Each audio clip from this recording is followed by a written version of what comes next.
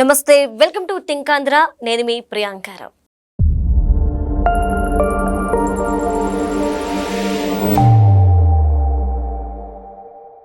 చంద్రబాబు నాయుడు గారు మీడియాని బాగా మేనేజ్ చేస్తారని చెప్పి, చంద్రబాబు నాయుడు గారు ఏది చెప్తే మీడియా అది నమ్మేస్తుందని, అలానే చంద్రబాబు నాయుడు గారికి కొన్ని వార్తా పత్రికలు అలానే వార్తా ఛానళ్ళు ఉన్నాయని చెప్పి వైసీపీ వాళ్ళు ప్రచారం చేస్తున్నారు. అయితే ఇందులో వాస్తవం ఎంత? నిజంగానే వారు చెప్తుందంతా నిజమేనా? దీనికి సంబంధించి మనతో మాట్లాడడానికి ఈరోజు మనతో పాటు తాటి గంగాధర్ గారు ఉన్నారు. ఆయన అడిగి తెలుసుకుందాం. నమస్కారం సార్. నమస్కారం అండి. సార్, చంద్రబాబు నాయుడు గారు మీడియాని బాగా మేనేజ్ చేస్తారు అని వైసీపీ వాళ్ళు, ముఖ్యంగా జగన్మోహన్ రెడ్డి గారు అంటున్నారు. సో దీనికి మీరు ఏమంటారు? మీకు చూసారంటే ఈనాడు ఎప్పుడంటే తెలుగుదేశం పుట్టకముందే వచ్చిందండి. తెలుగుదేశం పుట్టకముందే రామోజీరావు గారు ఆ ఈనాడు పేపర్ అనేది పెట్టారు. అప్పటికే అది ఈనాడు అనేది స్థాపించినప్పటి నుంచి నంబర్ 1 నేనండి. అలాగే ఫస్ట్ టైం డిస్టికేషన్స్ రావడం కానీ, అలాగే ఫస్ట్ టైం మనకి పేపర్ అనేది ఎర్లీ మార్నింగ్ వస్తుంది అనేది ఈనాడుతోటే స్టార్ట్ అయిందండి. అప్పటిదాకా పేపర్లు మారుమూల వాటికి రావాలంటే మధ్యాహ్నం అయ్యేది, సాయంత్రం అయ్యేది. అలాంటిది ఎర్లీ మార్నింగ్ రావటం, ఇలాంటి మార్కెటింగ్ స్ట్రాటజీ తోటి, ఇన్వెస్ట్మెంట్స్ తోటి ఆయన ఇదంతా చేశారు అనమాట. మీకు తెలుగుదేశానికి ఆయన 1983 తెలుగుదేశం ఆవిర్భావం అప్పుడు సపోర్ట్ చేశారు. ఆయనకి స్పెసిఫిక్ గా కొన్ని లక్ష్యాలు కొన్ని ఇవి ఉన్నాయండి. మీకు దానికంటే ముందే ఆయన కాంగ్రెస్ ముఖ్యమంత్రి జలగం వెంగళరావు గారి దగ్గరికి వెళ్ళేసి మీరు ఒక ప్రాంతీయ పార్టీ పెట్టండి, నేను మీకు మద్దతు ఇస్తాను అని అనేసినారు. మీకు చూస్తే ఒక్కొక్కడికి ఒక్కొక్క ట్రిగరింగ్ పాయింట్స్ ఉంటాయండి. మీకు ఈ జనరేషన్ వాళ్ళకి 2009-10 టైంలో జరిగిన రాష్ట్ర విభజన బలంగా మనసులో తాకుద్ది. అది కాంగ్రెస్ పార్టీ మీద కోపమనో ఏదో ఒకటి ఉంటుంది. అదే టైంలో ఆ టైంలో 1976 ఆ టైంలో ఎమర్జెన్సీ అనేది కాంగ్రెస్ పెట్టిన ఎమర్జెన్సీ కూడా దేశంలో యువతని వీళ్ళందరినీ విపరీతమైన కోపాలు వీటన్నిటికి తీసుకురావడానికి ఆ ట్రిగరింగ్ పాయింట్ తోటి ఆయన కాంగ్రెస్ అంటే ఒక కోపము ఆ టైంలో ఇది ఏర్పడటం కానీ, లేదంటే మన రాష్ట్రం మీద ఢిల్లీ వాళ్ళ పెత్తనాలు ఏంటి, అప్పటికే నలుగురిని ముఖ్యమంత్రులు మాస్టర్. అందుకని జలగం వెంగళరావు గారి దగ్గరికి వెళ్ళి ఇది అడిగారు. జలగం వెంగళరావు గారు ఏం కమ్మ వ్యక్తి కాదు, ఆయన వెలమ. సో ఆ తర్వాత తెలుగుదేశం పార్టీ వచ్చింది. తెలుగుదేశం పార్టీ వచ్చినప్పుడు మీరు చూస్తే ఆయన బహిరంగంగా ఓపెన్ కాలం రాశారండి. నేను తెలుగుదేశం పార్టీకి సపోర్ట్ చేస్తున్నాను.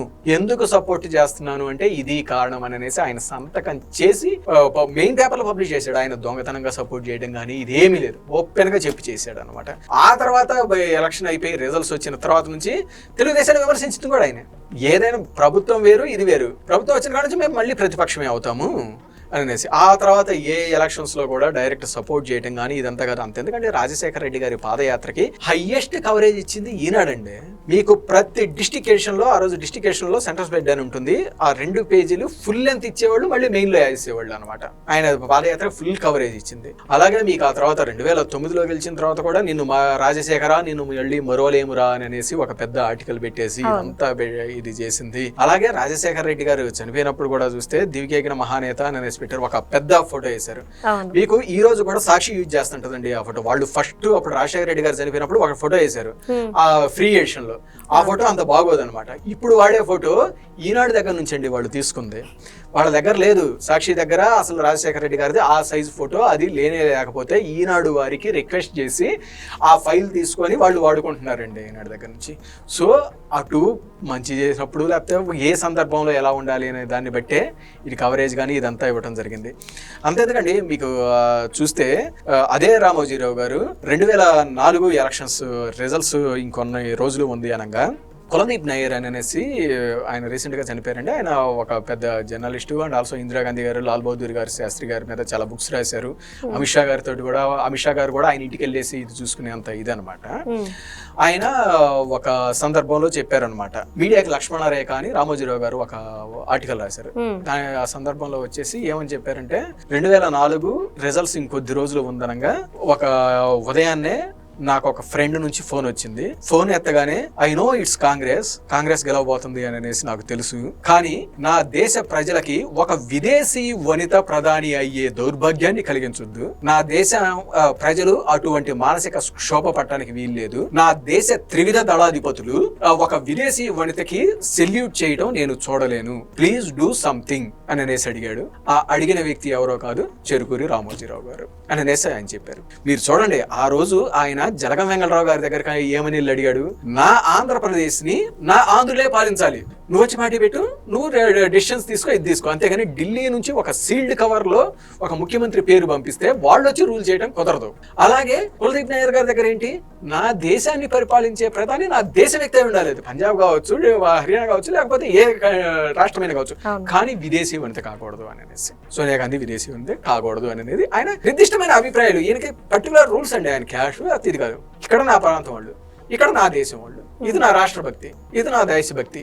అలాగే రాజశేఖర రెడ్డి పాదయాత్ర కవర్ ఇచ్చాడు, ఆయన చనిపోయినప్పుడు ఇది చేశాడు. అలాగే ఆ తర్వాత ఆయన స్కామ్స్ బయటకు వచ్చినప్పుడు మహానేత అని పెట్టాడు. మహానేత అనే ట్యాగ్ ఇచ్చింది ఈనాడు, మహానేత అనే ట్యాగ్ ఇచ్చింది ఈనాడే. మరి ఒకటి కరెక్ట్ ఒకటి తప్పు అని అనేసి మీరు మాట్లాడలేరు కదా. సో ఆయన ఎన్ని సార్లు అయినా కానీ అదే తన ఒక విలువలతోటి దీంతో పోయాడు. ఆ తర్వాత మళ్ళీ ఇది డైరెక్ట్ అటాక్ చేసింది మొన్న 2024 ఎలక్షన్స్ ముందేనండి. 2024 ఎలక్షన్స్ ముందు కూడా ఓపెన్ గా చెప్పి కొట్టేశాడు, చెప్పే చేశాడు. అందులో ఏం దాపరికం లేదు, ఇదేమి లేదు అనమాట. రిజల్ట్స్ వచ్చిన 2-3 రోజుల తర్వాత చనిపోయారు. అంత ముందు నుంచి కూడా ఆయన హెల్త్ బాగాలేదు, అయినా కానీ ఆయన పొద్దున్నే చూసుకుంటా ఇంకా చెప్పాలంటే మరణాన్ని అట్ట మునిబంటి మీద ఆపెట్టి ఫైట్ చేశాడు. సో అదొక ఇన్స్పిరేషన్ జర్నీ అనమాట. సో అంత స్థాయి వ్యక్తులు మీరు చూడండి. మీరు అన్నారు కదా ఈనాడు అనేది చంద్రబాబు నాయుడు గారికి సపోర్ట్ అను ఇది అన్నారు కదా. ఇంత స్ట్రాంగ్ భావజాలం ఉన్న వ్యక్తి, ఇంత కమిట్మెంట్, ఎంత మొండిగా ఇన్ని వాల్యూస్ తోటి అటు దేశం, రాష్ట్రము, దేశభక్తి ఇన్ని వాల్యూస్ ఉన్న వ్యక్తి ఒక చంద్రబాబు నాయుడు గారు చెప్పారను, రామారావు గారు చెప్పారను సపోర్ట్ చేస్తారండి. ఎంత ఇండివిడ్యువాలిటీ, ఎంత ఇది ఉంటే ఇది ఉంటది. సో అటువంటి వాళ్ళు ఎవరో చెప్పారని చేయటం అనేది అది ఒక తప్పుడు ఆరోపణ, తప్పుడు. ఇక నెక్స్ట్ ఏబి అని ఇది చూసుకుందాం. అంతకుముందు ఆంధ్రజ్యోతి ఎవరిదండి? కాంగ్రెస్ అయిందేనండి. ఇప్పుడు రాధాకృష్ణ గారిది చాలా మందికి తెలియదు ఏంటంటే ఇదే ఆంధ్రజ్యోతి ఎప్పటి నుంచో తెలుగుదేశం పెట్టినప్పటి నుంచి ఉంది అనుకుంటా. కాదండి, ఆంధ్రజ్యోతి చేతులు మారింది. అంతకుముందు కాంగ్రెస్ ఎంపీనే అది 2001, 2002 ఆ టైంలోనే ఈయన రాధాకృష్ణ గారు తీసుకున్నారు. సరే రాధాకృష్ణ గారు చంద్రబాబు నాయుడు గారు చెప్పినట్టు చేస్తారనో ఇంకోటనో ఏదో అనుకుందామండి. ఆయన పేపర్ తీసుకున్న 2 సంవత్సరాలకే తెలుగుదేశం గవర్నమెంట్ పోయింది కదా. 2001, 2002 ఆ 2 ఏళ్ళకే పోయింది. ఆ తర్వాత 10 ఏళ్ళు ప్రతిపక్షంలో, 10 ఏళ్ళు రాజశేఖర రెడ్డికి అంతే ఎఫెన్స్ పోయాడు కదండి.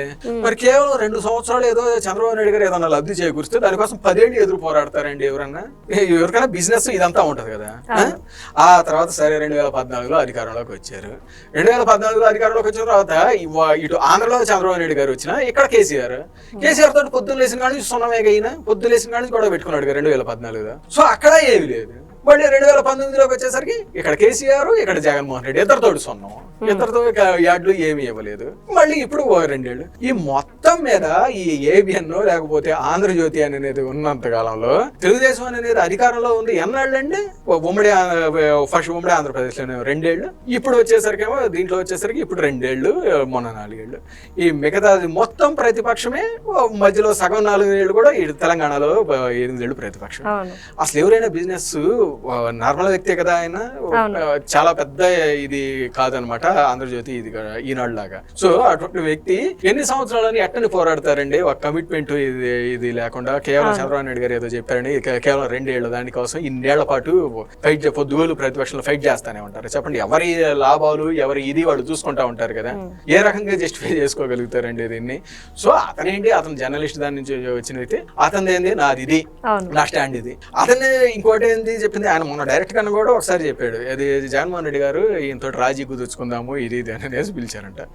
ఆయన ఏంది, నాది సింపుల్ అబ్బా, అతను దక్షిణం నేను ఉత్తరం, మా ఇద్దరే కలవు పడదు, అతనితో నాకు కుదరదు అంతే, వేరే ఇదే లేదు, వేరే అజెండా లేదు, అతను మంచి ఇది కాదు అని అనేసి. సో అందులో ఇంకా చంద్రబాబు నాయుడు గారు చెప్పేది ఏంది, వారి కోసం ఇటువంటి వ్యక్తులు ఇప్పుడు రామోజీరావు గారేమో ఆ స్థాయిలో అంత వాల్యూస్ అని అంత దేశము ఇదంతా ఇంత పోరాడిన వ్యక్తి ఆఫ్టర్ ఆల్ వీటి కోసం ఎవరైనా చెబితే చేయడం అనేది ఉండదు. అలాగే రాధాకృష్ణ గారు కూడా ఆయన కేవలం 2 ఏళ్ల లబ్ధి కోసం ఇన్నేళ్ల పాటు ఎఫెన్స్ పోరాడతా ఇది చేస్తా కూడా ఉండదు. అలాగే చంద్రబాబు నాయుడు గారు కూడా ఇలా వచ్చి ఇలా చేయండి అని అనేసి ఆయన స్టేచర్ ఏంటండి, ఆయన ఒక ఎన్డీఏ కన్వీనర్ అని అనేసి రాష్ట్రపతుల్ని ఇది చేసే దాంట్లో కూడా ఆయన కీ రోల్ ప్లే చేసిన వ్యక్తి. అటువంటి వ్యక్తి వచ్చి మీడియా వాళ్ళ దగ్గరకు వచ్చేసి నా గురించి ఇలా ప్రొజెక్ట్ చేయండి, నా గురించి ఇచ్చేయండి అని అనేసి అడిగేదండి.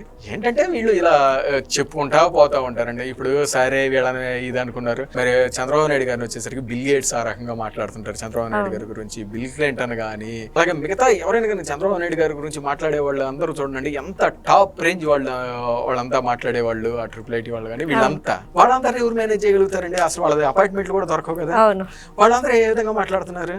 అదే మీరు వీళ్ళని చూసుకోండి, ఇదే రాజశేఖర రెడ్డి గారి గురించి కానీ, జగన్మోహన్ రెడ్డి గారి గురించి కానీ, వీళ్ళ గురించి ఛానల్స్ లో కానీ వీటిలోకి వచ్చి కీర్తిస్తా చెప్పేవాళ్ళు ఎవరండి? ఉండవేల అరుణ్ కుమార్. ఆ ఉండవేల అరుణ్ కుమార్ ఎటువంటి వ్యక్తి అనేది ఆయనే చెప్పుకున్నాడు. వాళ్ళ అత్తగారు ఉండి ఎట్లాంటి వాడికి పిల్లలు ఇచ్చేమేంది అనేసి అనుకున్నారు అనేసి. అది అతని స్థాయి. ఆ తర్వాత ఇంకెవరు ఈ తెలగబలరావు అని, జర్నలిస్ట్ స్థాయిని, ఇంకెట్లాంటి వాళ్ళ గురించి ఎంత తక్కువ మాట్లాడుకుంటే అంత మంచిది. ఏంది వీళ్ళకున్న ఇది? సో ఎవరైనా ఒక క్వాలిఫైడ్ ఒక పెద్ద స్థాయి పర్సన్స్ ఎవరైనా వీళ్ళ గురించి ఇది మాట్లాడేవాళ్ళు ఎవరైనా ఉన్నారా? వీళ్ళ ఛానల్స్ లో కూర్చొని అదే కొమ్మినేని శ్రీనివాసు వాళ్ళు ఎవరో ఉంటుంటారు కదా యూట్యూబ్ ఛానల్స్, వీళ్ళ భజన వీళ్ళు చేసుకుంటా ఉంటాం అనమాట. వీళ్ళ భజన వీళ్ళు చేసుకుంటా ఎదుటోళ్ళు ఉండేసి వీళ్ళకి ఛానల్స్ ఉన్నాయి, వీళ్ళు భజన చేసుకుంటారు, ఇది అనేసి అంటూ ఉంటారు. జగన్మోహన్ రెడ్డి గారు చాలా అలవోకగా ఆయన ఎదురుగానే మొన్న 2019-24 చూశారనుకోండి, ఆయన ఎదురుగానే ఆయన మీటింగ్ చెప్పే చోటనే మద్యం షాపులు ఇవన్నీ ఉంటానే ఉంటాయి. ఆయన ఉండి మద్యపాన నిషేధం హామీ ఇచ్చాను, నేను అన్ని హామీలు నెరవేర్చాను అని చెబుతాడు. ఆయన సాక్షి పేపర్లోనే, సాక్షి టీవీలోనే లైవ్ ఇస్తా, నాకు టీవీలు పేపర్లో లేవని చెబుతాడు. Okay, right. Thank you so much sir. Thank you అండి.